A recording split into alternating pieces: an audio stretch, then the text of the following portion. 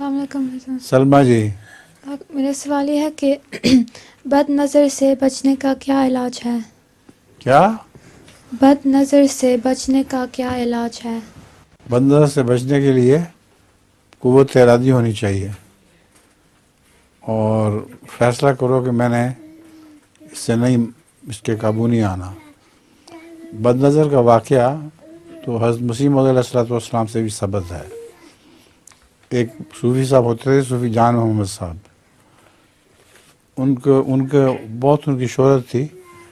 حضرت مسیح موعود علیہ السلام ان کی مسجد میں ان سے جا کے ملے تو ان سے پوچھا کہ آپ اتنے بڑے صوفی ہیں تو آپ نے کیا روحانی کمال حاصل کیا ہے؟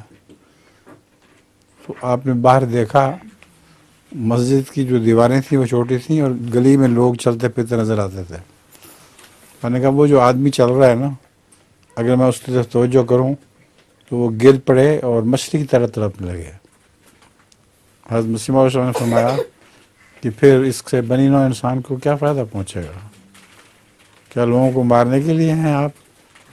اس پر ان کے دل پہ ان پر رقت طاری ہو گئی۔ انہوں نے معافی مانگی اور کہا میری توبہ، آئندہ ایسی حرکت نہیں کروں گا، اور ساتھ ہی یہ شعر پڑھا کہ ہم مریضوں کی ہے تمہیں پہ نظر، تم مسیحا بنو خدا کے لیے۔